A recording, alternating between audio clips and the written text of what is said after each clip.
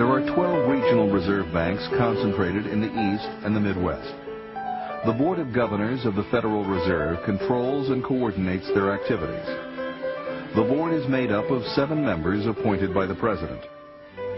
Even though there were 12 regional banks, Wall Street soon ran the show.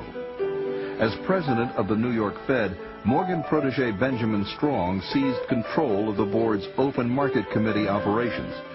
Strong would remain the dominant force at the Fed until his death in 1928.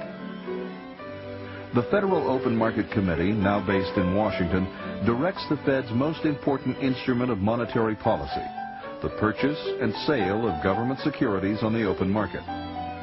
To increase the supply of money and credit, that is, to inflate, the Fed buys government securities from a few hand-picked firms with newly created money. To tighten money and credit, the Fed sells securities. In this, it can act on its own discretion. Every government wants the ability to create new money. Okay? It's an alternative to raising taxes. Taxes, as we said, when they're raised, tend to evoke a lot of resistance among the public. It's much less painless to increase the money supply.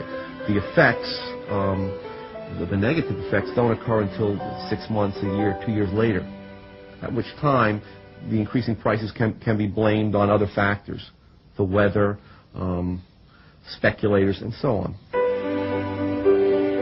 Another device the Fed uses to control the amount of money in circulation is setting the discount rate.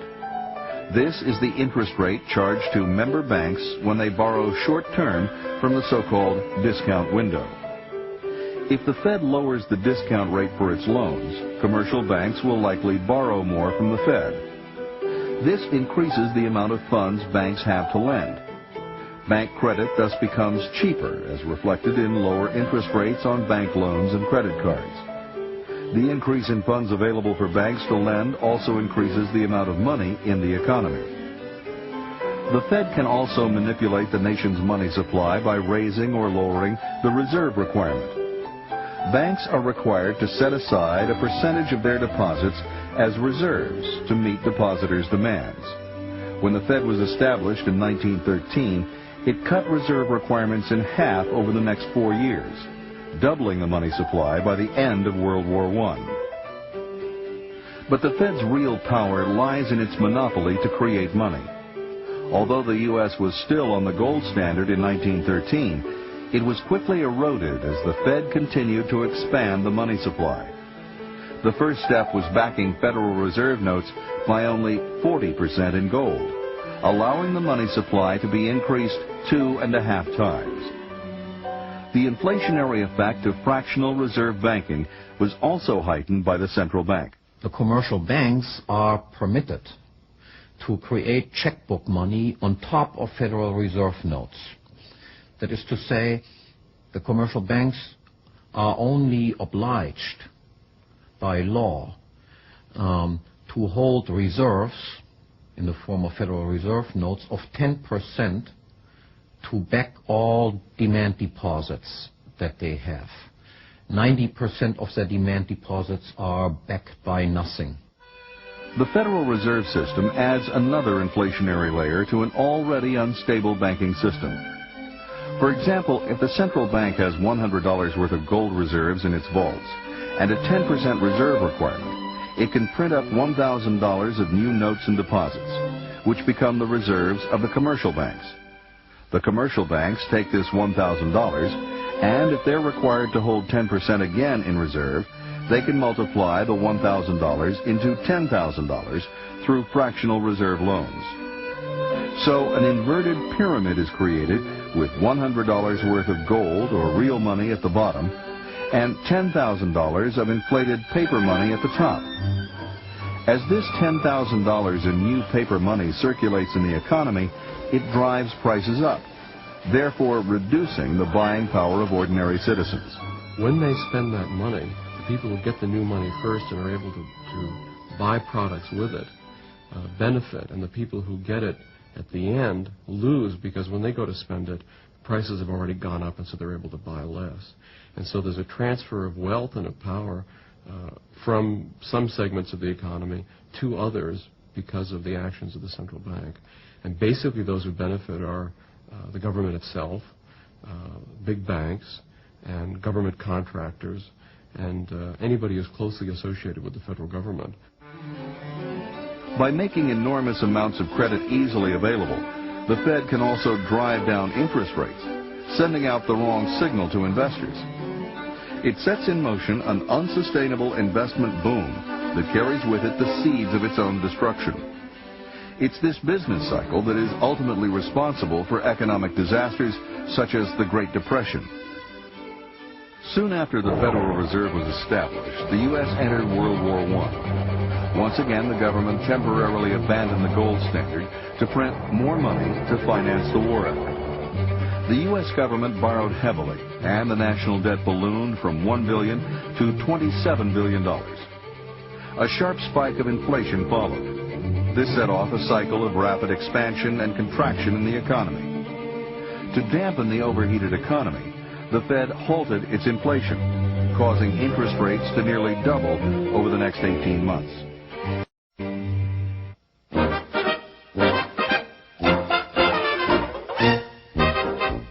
By 1921, the market began to recover. New technology helped to increase productivity. Markets developed for new cars and appliances. The 1920s were a period of extraordinary growth. But behind the scenes, much of this growth was distorted by a Fed-generated inflationary credit expansion. This was the Roaring 20s. This was a period of increasing affluence. That hid the inflation from American economists.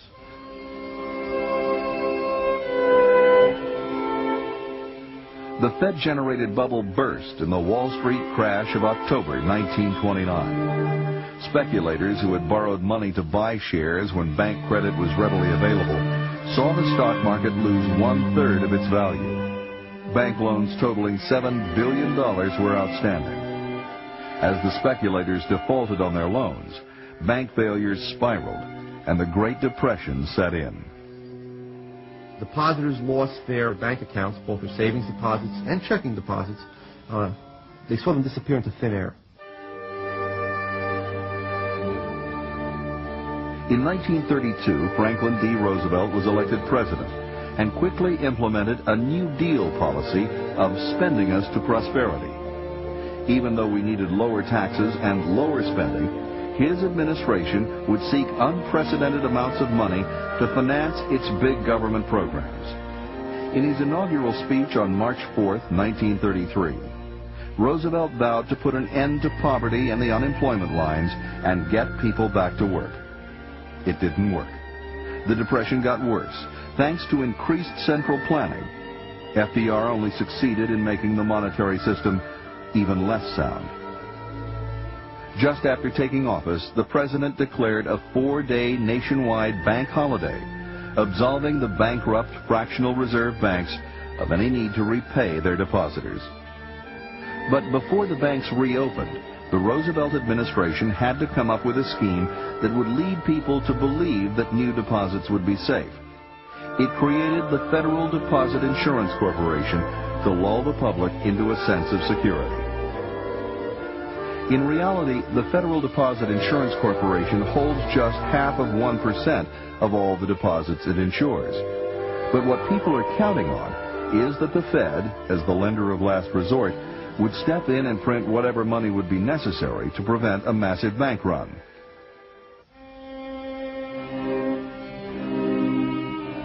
By the mid-1930s, control of the Fed by the New York bankers was drawing to a close.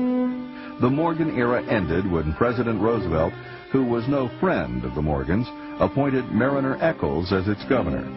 Eccles, a Republican from Utah, moved the activities of the Open Market Committee to Washington.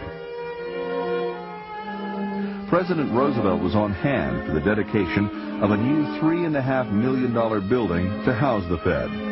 I dedicate this building today to progress toward the ideal of an America in which every worker will be able to provide his family at all times with an ever-rising standard of American comfort. 1933 also marked the beginning of the end for the gold standard. There was no end to Roosevelt's appetite for spending on such New Deal programs as the gigantic $13 billion Tennessee Valley Authority, which flooded vast areas of productive farmland to provide government-subsidized electricity. The Works Progress Administration, which spent $11 billion on make-work jobs and pork barrel public works.